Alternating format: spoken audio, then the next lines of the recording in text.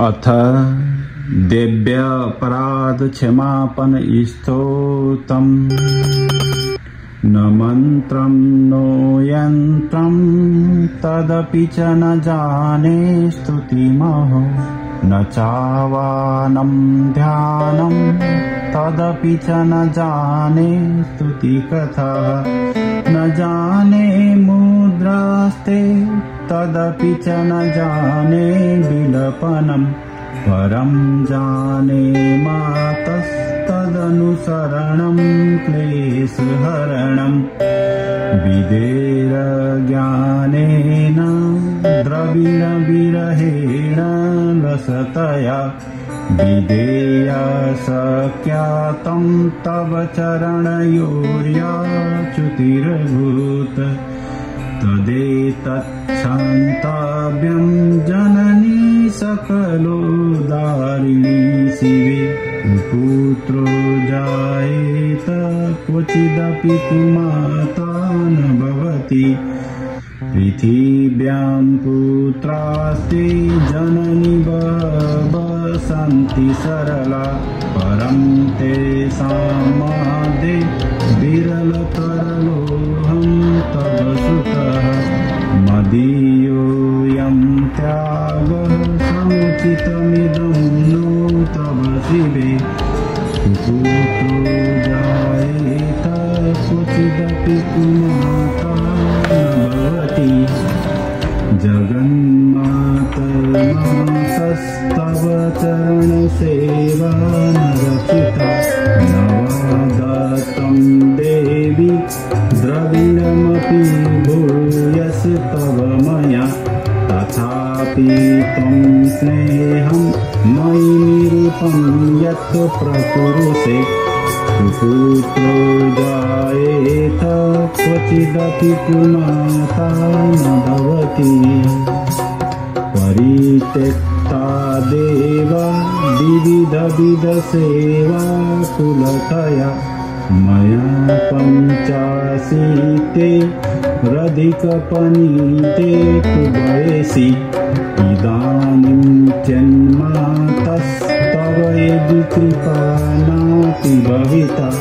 निरालम्बोलम्बोदरजननीकं यामि शरणं सुपाको जल्पाको भवति मधुपाकोपमगिरा निरातङ्को विहरति चिरं कोटिकनकैः पवापर्णे कर्णे दिशति मनुवर्णे फलमिदं जनः को जानीते जननि जपनीयं जपविधौ चिताभस्मालेपो गरलमसनं दिक्पटधरो जटाधारी कण्ठे भुजगपतिहारी पशुपतिः कपाली भूतेषु भजति जगदीशैकपदवीं भवानी तत्पाणि ग्रहणपरिपाटी फलमिदं न मोक्षासाकाङ्क्षा भवविवंशपि च न मे न विज्ञानापेक्षा शशिमुखी सुखेच्छापि न पुनः अतस्त्वं संयाचे जननि जननं यातु मम वै मृडानि रुद्राणि शिव शिव भवानीति जपतः नराधितासि विधिना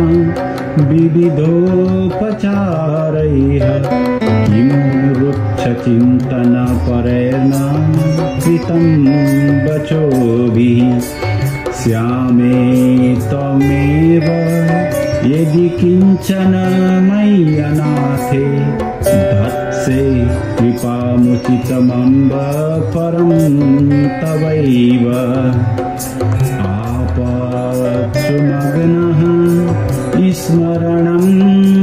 त्वदीयं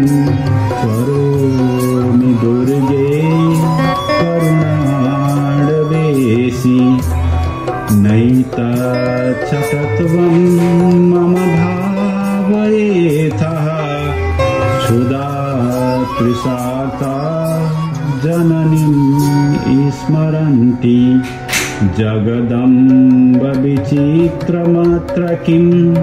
परिपूर्णा करुणास्ति चेन्मयी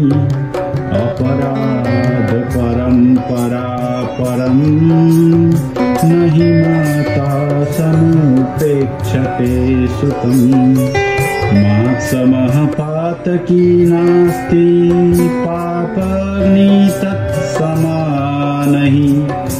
एवं ज्ञात्वा महादेवी यथा योग्यं तथा कुरु यथा योग्यं तथा कुरु इति श्री शंकराचार्य विरचितं दिव्य अपराध क्षमामापन स्तोत्रं संपूर्णम्। ओम शांति शांति शांति।